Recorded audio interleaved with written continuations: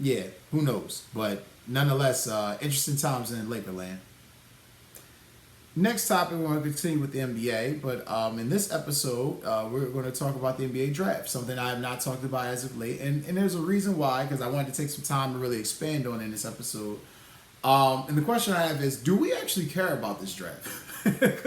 Because, in all honesty, I watch the draft every year. I try to stay up to date as far as, the top 30 consensus players and which guys might be coming out and which guys might be playing well, which guys, might be sleepers and all that shit. But nonetheless, just, bear with me.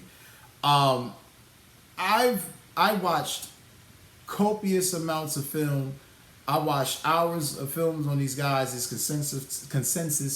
top five that they said it's coming out. And mind you, I got this consensus top five list via NBA.com.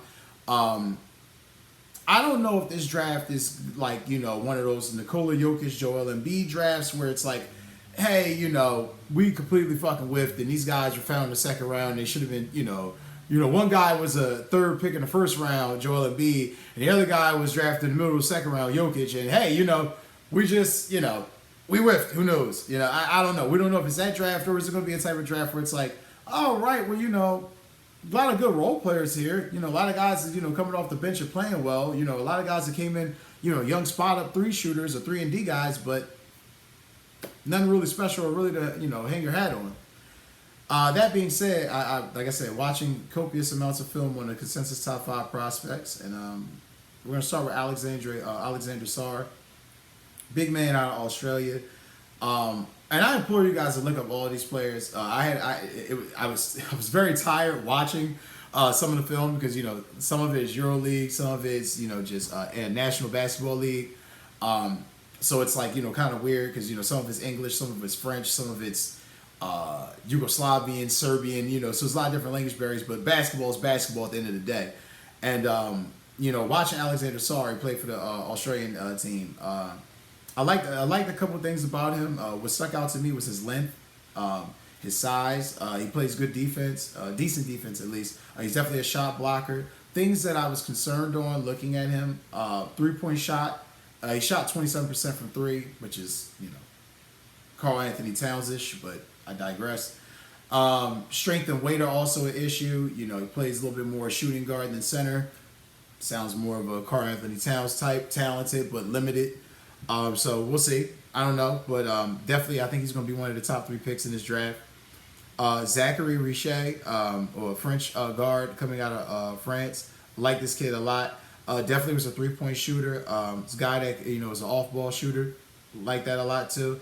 Things that I think definitely were that stuck out that say for lack of better words I was kind of worried about. He definitely was inconsistent shooting the ball. Definitely inconsistent creating his own shot. And he needs to get stronger. He was, very small frame. And again, the Euro game's a little bit, more physical now than what it was maybe 15, 20 years ago. But a lot of these guys come over real light in the ass, real skinny. If you guys remember Luka had a little size to him, but even Luka was skinnier than what he was now. So it really shows, and it really depends on, how you apply the weight and how, you really get with a good strength and conditioning coach and good nutrition plan and how you apply it. So Richet's definitely going to need that because he's definitely going to have to put some weight on. I hope I'm saying his next name correctly. Tidjane Salaün, also from France. This one, I liked a lot of what I saw from this guy. Definitely a decent 3-point shooter. He was a cutter, good screener. The main thing that I think I felt a little bit apprehensive about when I'm looking at his game, very raw. Very young. He's 18. I believe he's just about to turn 19 in August. Very raw. Young. And needs to build strength. He's not as skinny as Richet may have been, but nonetheless, when you look up Salaun's tape, you could tell if you're forwards or NBA forwards or guards with size, they're going to give him some difficulty. You're going to have to put some pennies in that pocket to get your weight up. Number 4 was Reed Sheppard, a guard out of Kentucky. Watching his film was kind of fun. It was kind of a little bit of a mixed bag, though.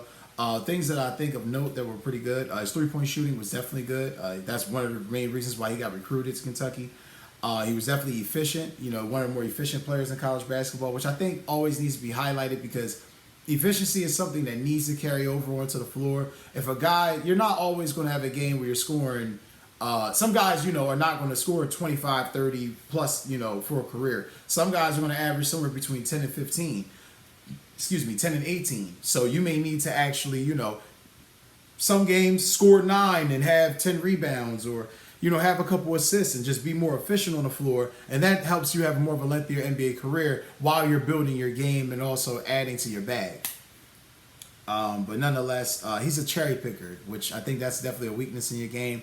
In the NBA, being a cherry picker, you definitely won't get the ball like that. So something he's definitely going to have to work on. He's going to figure out how to create his own shot. And, that, I think, creating your own shot, that's something that's underrated going from college to the NBA. It's definitely something he's going to need to work on. And last but not least, we're going to get on Donovan Clingan from Connecticut, big man from Connecticut. Things that jumped out to me right away looking at his footage, his defensive impact, his rim protection was good. He's a good passer. Things that concern me right off the bat, his offense is definitely a question mark, because there were some games and times there where his offense just lacked. Not sure why, for what reason, but it lacked. Definitely a red flag there. Another red flag, free throws were inconsistent. I believe he shot somewhere between 65 and 68%, which is, quite garbage for a big man. Some people said that was due to his conditioning. I don't like to make excuses for guys. I kind of tend to think, you either could do it or not. But nonetheless, that's the consensus top 5. Mixed bag all around. Nobody out there that's really a can't-miss prospect. And, for a lack of better words, I guess that's why a lot of us probably haven't had the attention that we need. But I think, that should change, because I think some of those guys are going to wind up being very key contributors on some of those young teams. And, when you think about the Rockets. Hey, what's up? I know it sucks. The video just ended. But listen, you can catch this whole interview on Spotify or Apple Podcasts. Links are in the description. Like, share, subscribe. Thank you. Have a great day.